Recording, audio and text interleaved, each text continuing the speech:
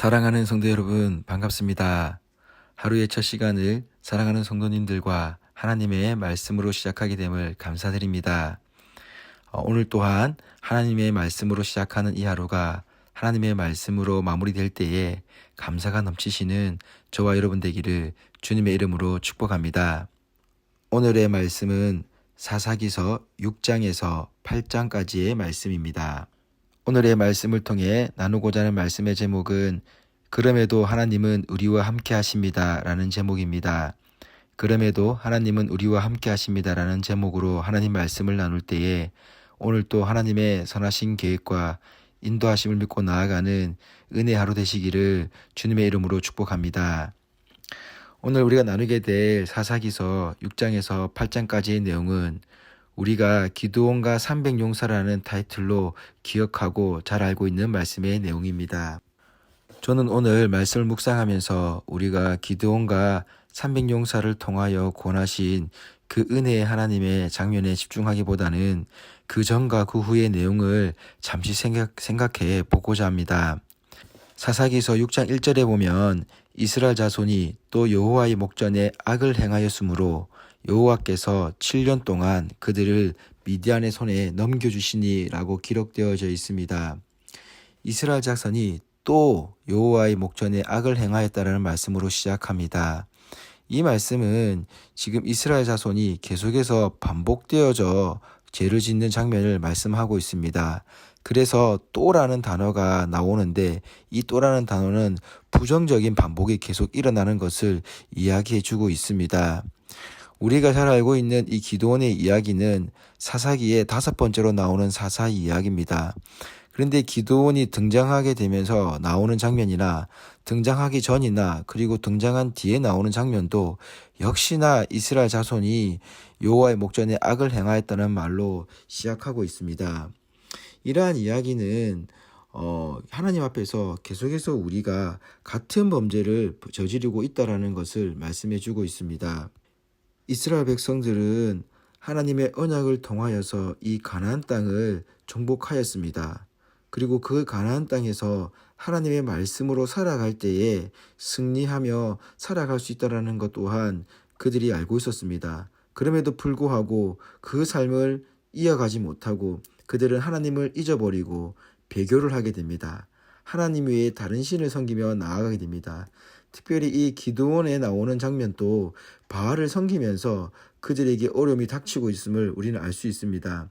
그래서 하나님은 미디안을 통하여서 7년 동안이나 그들의 삶을 괴롭게 만드십니다. 그 괴로움을 6장 6절에서 궁핍함이라고 소개하고 있습니다. 그래서 이스라엘 자손은 여호와께 부르짖었다라고 이야기합니다. 미디안 적속으로 인하여서 궁핍함을 겪던 그 이스라엘이 여호와 앞에 부르짖었으므로라고 7절에 이어서 말씀하고 있습니다. 그래서 하나님은 그들에게 한 선지자를 보내어 말씀해 주십니다.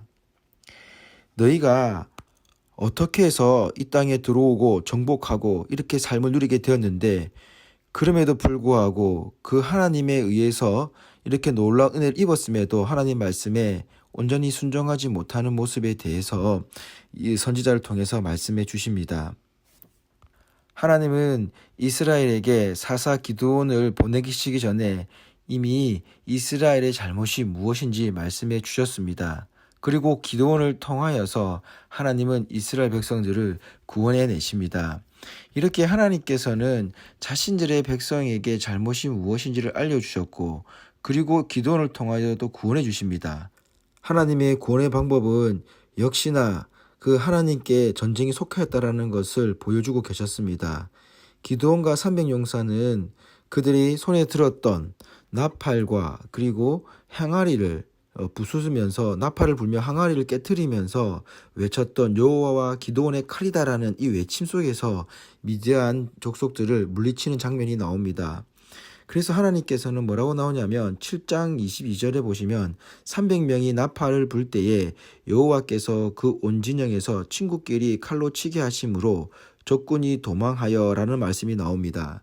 하나님께서는 이스라엘 백성들이 칼을 들지 않고도 하나님께서 직접 칼이 되셔서 그들을 싸우게 만드셔서 승리하게 하십니다. 이렇게 놀라운 은혜의 주인공이었던 이 기드온이 사람들 앞에서 이제 칭찬을 받게 되며 존경을 받게 됩니다. 그러면서 이스라엘 백성들이 8장에서 이야기합니다. 당신이 우리를 미디안 손에서 구원하셨으니 당신과 당신의 아들과 당신의 손자가 우리를 다스려 달라라고 8장 22절에서 이야기를 합니다. 그러나 기드온의 놀라운 고백이 나옵니다. 그 이어서 23절에 보면 기드온이 그들에게 이르되 내가 너희를 다스리지 아니하겠고 나의 아들도 너희를 다스리지 아니할 것이요 여호와께서 너희를 다스리시리라 하시니라 라고 기록되어져 있습니다. 이 얼마나 놀라운 고백입니까? 그런데 이 놀라운 고백 뒤에 이상한 말이 흘러나옵니다. 기드온이 이렇게 이야기합니다. 24절입니다. 기드온이 또 그들에게 이르되 내가 너희에게 요청할 일이 있으니 너희는 각기 탈취한 귀고리를 내게 줄지라 하였으니 이는 그들이 이스마엘 사람이므로 금 귀고리가 있었음이라. 이렇게 금 귀고리를 모아서 무엇을 만드느냐면은 27절에 이렇게 되어 있습니다. 기드온이 그 금으로 에봇 하나를 만들어 자기의 성읍 오브라에 두었더니 온 이스라엘이 그것을 음란하게 위함으로 그것이 기드온과 그의 집에 올무가 되니라. 전쟁에서 승리를 누가 허락하셨습니까? 기드온은 잘 알고 있었습니다. 그래서 이스라엘 백성을 다스리는 것은 자신이 아니라 하나님이 되어야 된다는 것을 이야기했습니다. 왜 그렇게 이야기할 수 있었습니까? 바로 하나님께서 은혜를 베푸시지 않으면 이스라엘 백성은 결코 미디안 손에서 승리할 수 없었다라는 것을 알고 있었기 때문입니다. 그리고 그 사실에 대해서 이스라엘 백성들이 바로 깨닫게 원했습니다. 그럼에도 자기가 넘어짐을 보여주고 있습니다. 에봇이라는 것은 대제사장이 입는 상이었습니다.